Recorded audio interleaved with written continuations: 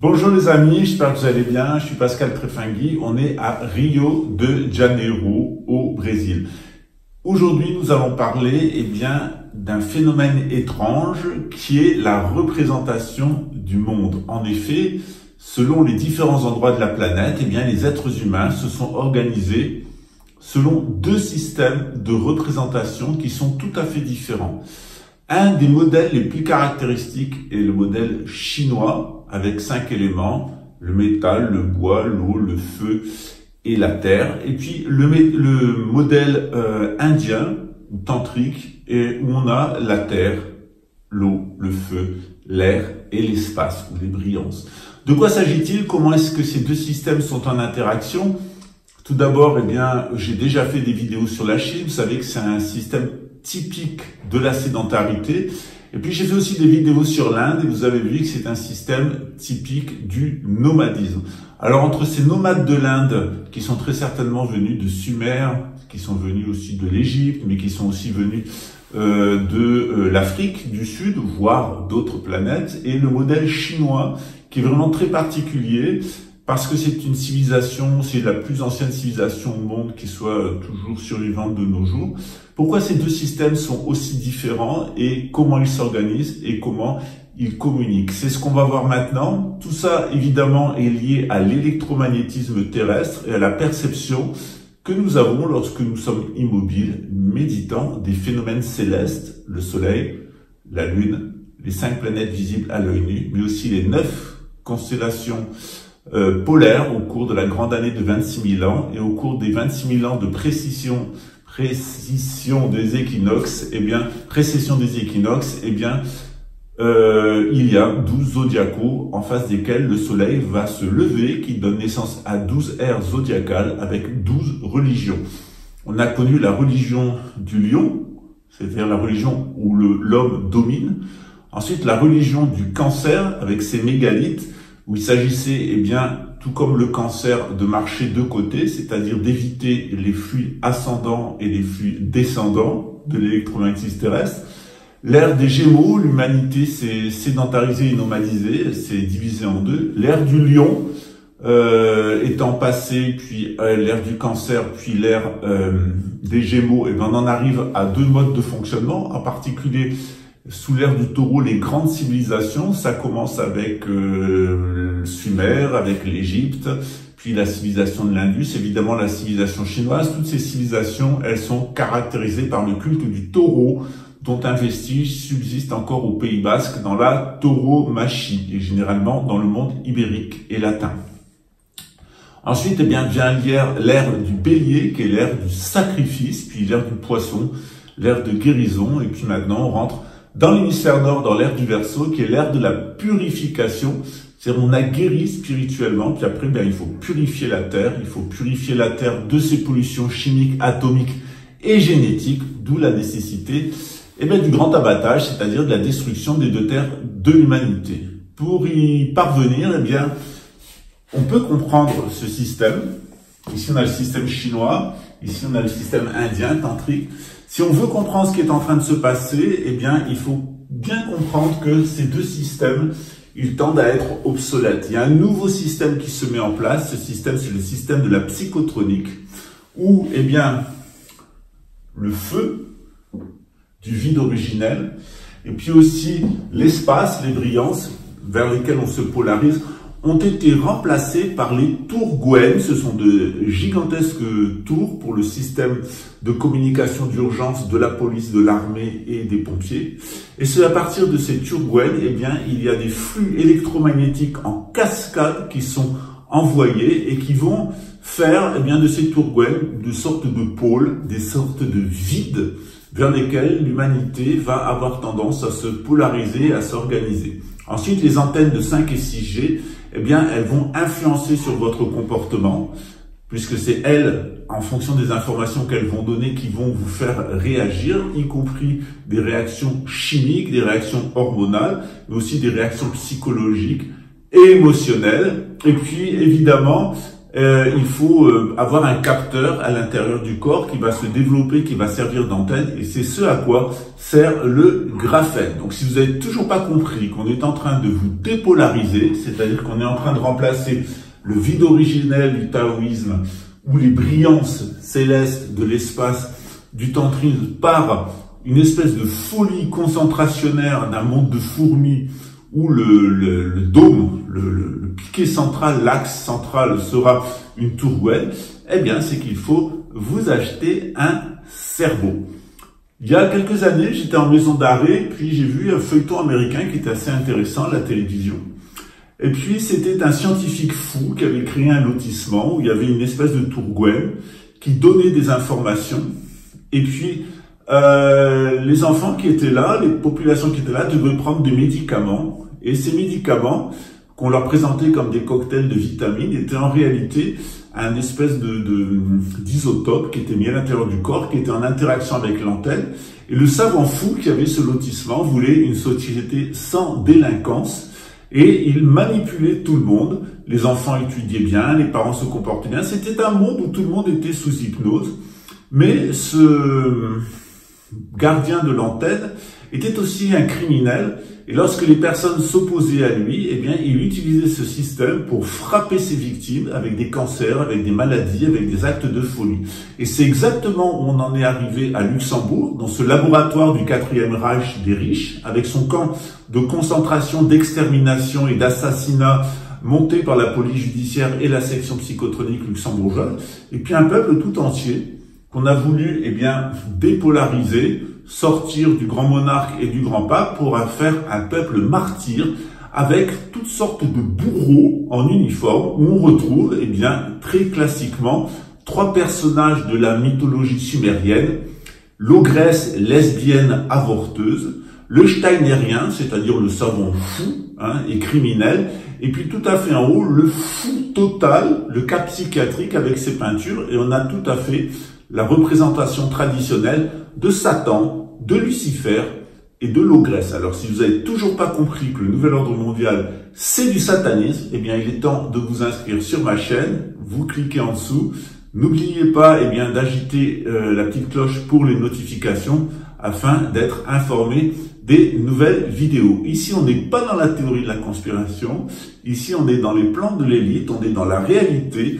On est dans du vécu, et ce que moi j'ai vécu plusieurs années avant vous, eh bien c'est ce qui vous attend dans les années à venir, c'est-à-dire l'intoxication au graphène, l'intoxication aux ondes électromagnétiques, un processus pour vous rendre malade, soit à travers eh bien des cancers ou toutes sortes de maladies, ou d'autre part à travers l'alimentation, parce que c'est exactement sur ce modèle que fonctionne le camp d'extermination nazi de Schrassich à Luxembourg, c'est-à-dire d'un côté l'extermination par la maladie et de l'autre côté l'extermination par principalement les viandes et par la nourriture. C'est un laboratoire du 4e Reich.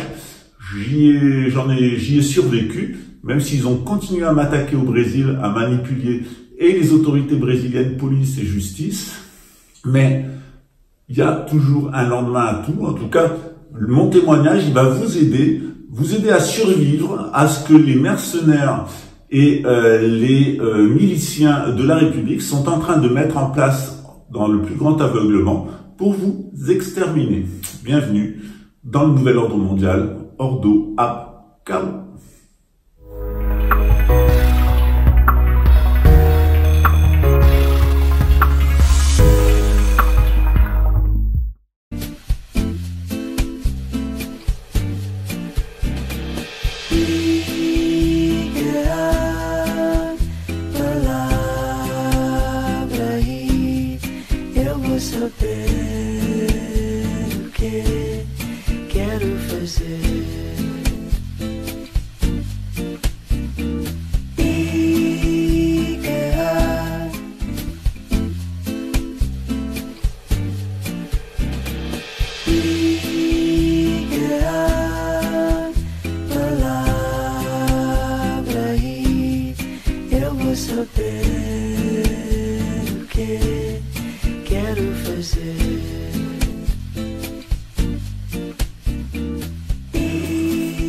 L'aventure de la Chine, elle commence par une représentation un petit peu particulière.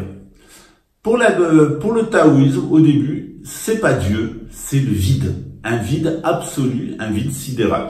Et à l'intérieur de ce vide, eh bien, vont apparaître des lumières qui sont actives, tandis que le vide, avec le noir, avec la nuit, deviendra un principe passif. Et entre, eh bien, ce passif de la nuit et cet actif solaire du jour, eh bien, on va avoir un démembrement. C'est-à-dire que le passif originel devient totalement passif ou passif vers le haut, actif vers le bas.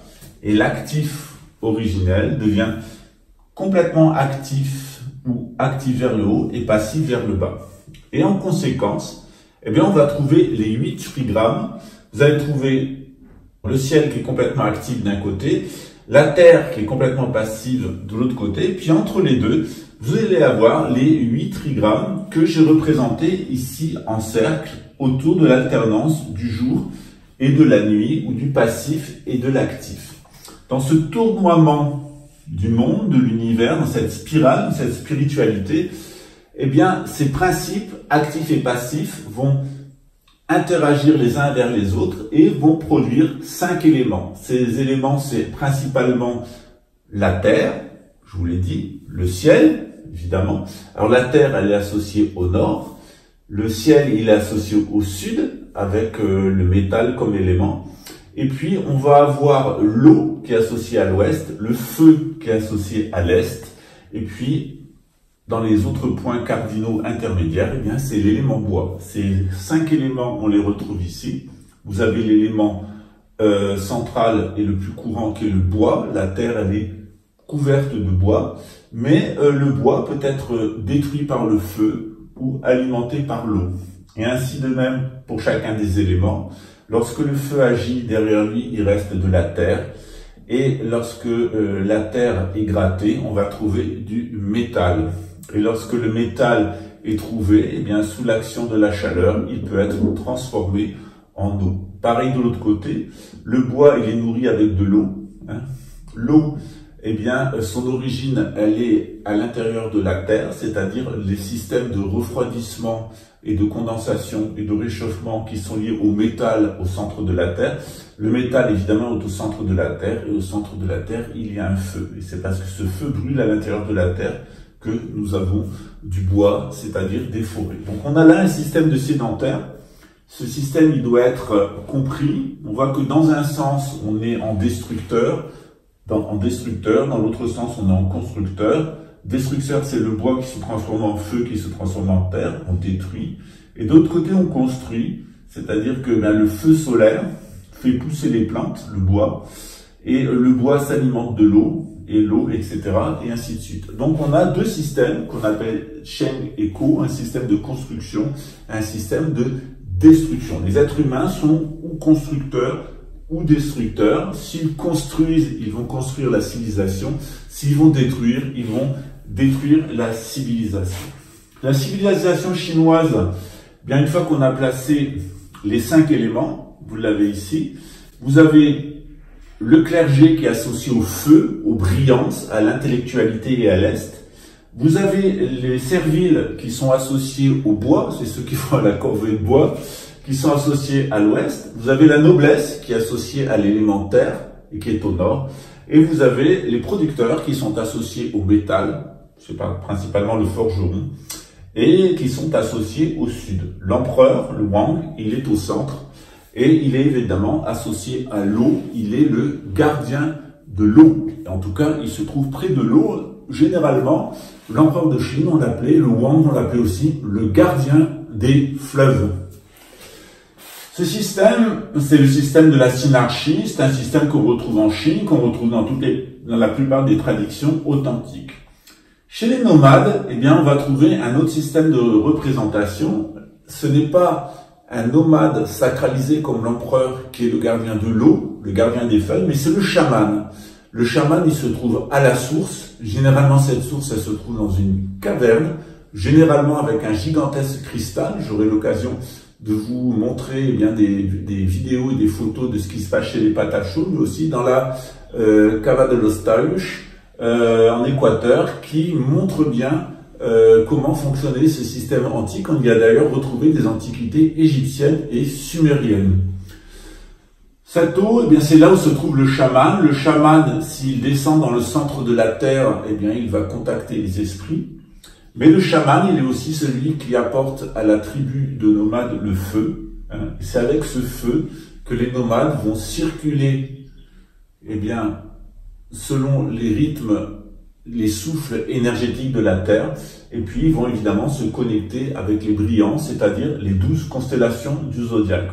On voit qu'on a ici un système en croix.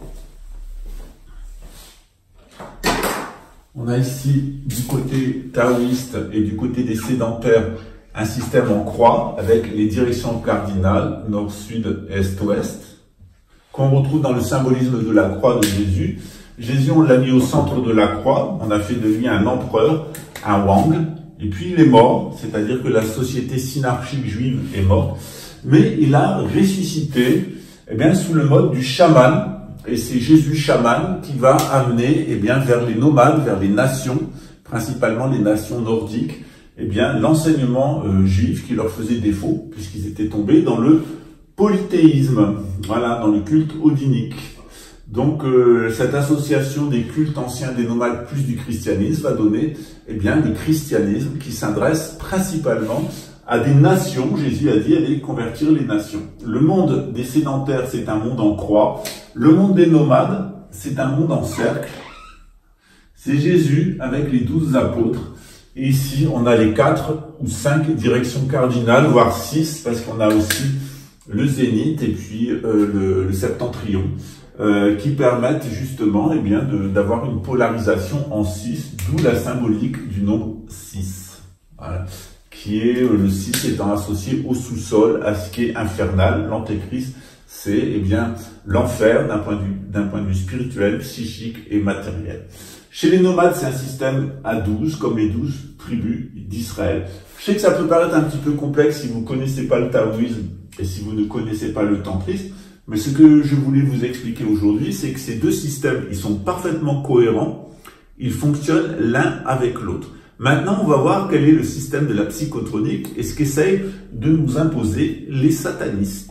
Maintenant, voyons comment fonctionne le système sataniste. Si le système chinois taoïste pour les sédentaires ou le système tantrique nomade, ou le système tantrique indien pour les nomades permet d'amener la vie, d'amener de l'organisation sociale et de la vie, on a un système qui amène du chaos et qui amène la mort. Ce système, c'est le système du nouvel ordre mondial.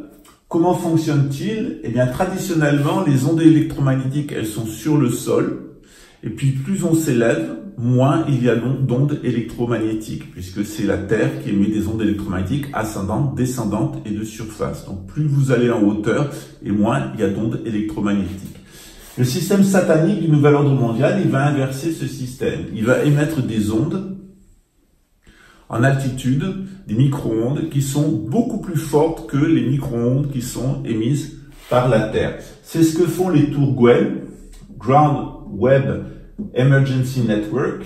C'est un système, un réseau de téléphonie mobile qui est destiné, en cas d'urgence, à permettre aux pompiers, aux policiers et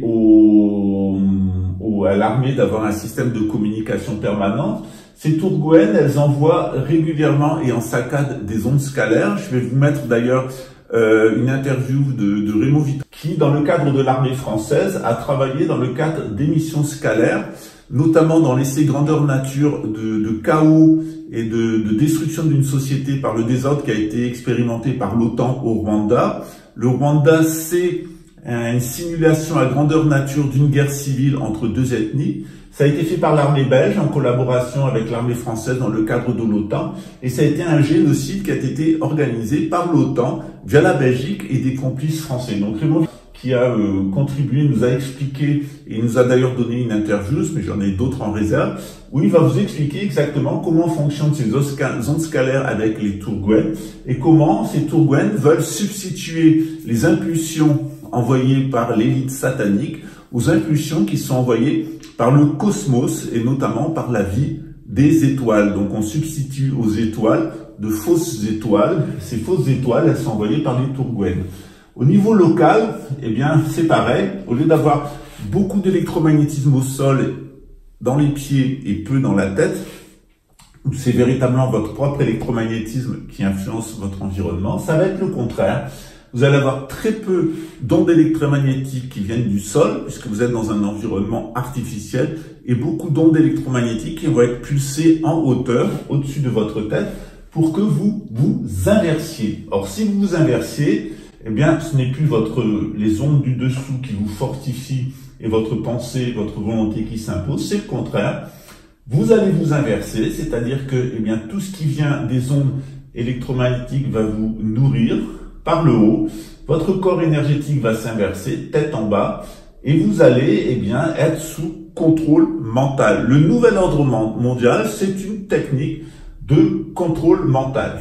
Lorsque je suis arrivé en prison à Luxembourg et que j'ai subi des tortures psychotroniques au goulag d'extermination et de torture de Strasich, les policiers ont un malin plaisir à vous tester pour voir quelle est votre zone de confort. Or, je connaissais ce système, je pratique le yoga, et je me suis aperçu que lorsque je faisais des asanas inversés, c'est-à-dire que lorsque je mettais ma tête en bas, eh bien, j'étais parfaitement lucide et ils n'arrivaient pas à me mettre sous hypnose pour m'imposer leur volonté et me faire faire des faux aveux par la torture, ce qui se pratique assez couramment à Luxembourg, puisque le système judiciaire est complètement pipoté par la psychotronique, que la prison est un centre de torture, d'extermination et d'assassinat, je pèse mes mots, et qu'en réalité, toute la population luxembourgeoise a été placée la tête en bas.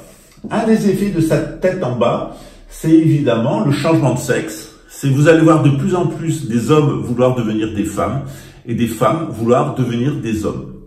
La preuve en est, lorsque Jabulon de Suisse a été en contact avec le pédocriminel satanique de l'armée française, eh bien, il m'a fait une réflexion en me disant « mais peut-être que si j'étais transsexuel, tu m'aimerais mieux ». Alors du coup, je l'ai appelé Jabba la perruche, parce que il était persuadé que je l'aimerais mieux s'il était transsexuel. En réalité, c'est un steinérien, donc un sataniste. Il a déjà la tête en bas, comme tous les satanistes, mais il s'imagine que si on est homosexuel, ce qui est mon cas, c'est parce qu'on est inversé, hein, que c'est une inversion, et que si on intensifie l'inversion chez les homosexuels, ils deviennent des femmes, des transsexuels. Regardez ce qui est arrivé à Mannings, donc l'agent de l'armée américaine qui a livré toutes les archives compromettantes de l'armée américaine, eh bien, à WikiLeaks.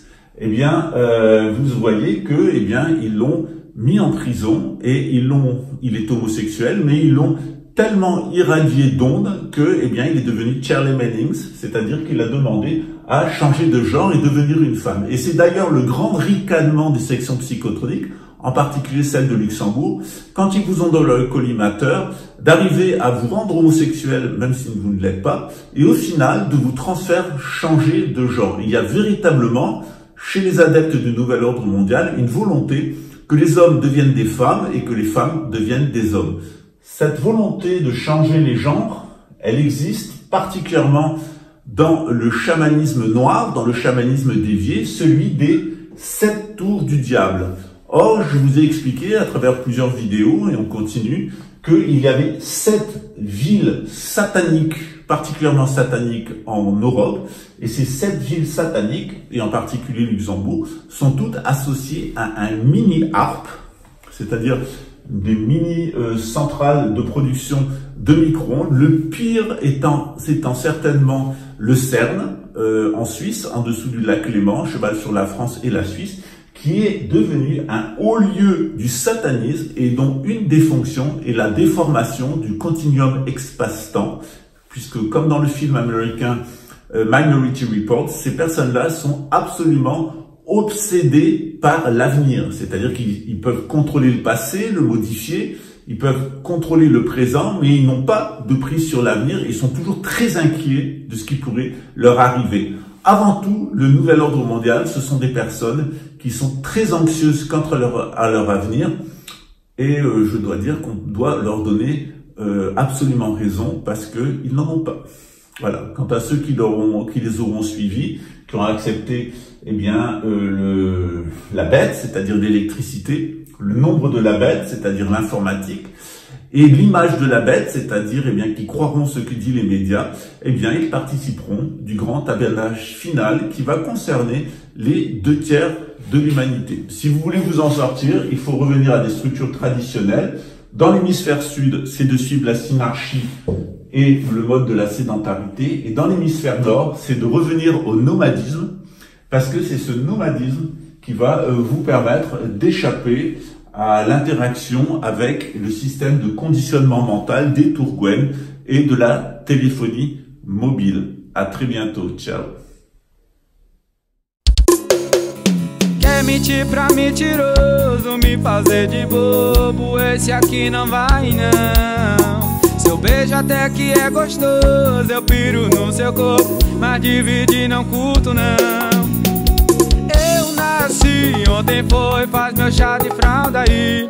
Chego no banco da frente, beijinho no rosto pra se despedir. Tá de brincadeira comigo, esse carro nunca foi de aplicativo. Mas você pensa que me engana, pensa que me ilude.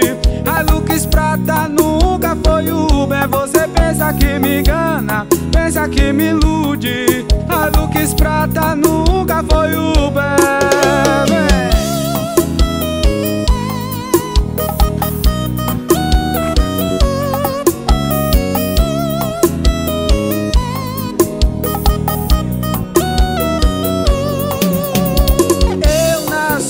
Ontem foi, faz meu chá de fralda aí. Chego no banco da frente, beijinho no rosto pra se despedir. Tá de brincadeira comigo, esse carro nunca foi de aplicativo. Mas você pensa que me engana, pensa que me ilude. A Lux Prata nunca foi Uber. Você pensa que me engana, pensa que me ilude. A Lux Prata nunca foi Uber. Você pensa que me engana, pensa que me ilude. A Lux Prata nunca foi Uber. Você pensa que me engana, pensa que me ilude. A Lux Prata nunca foi Uber.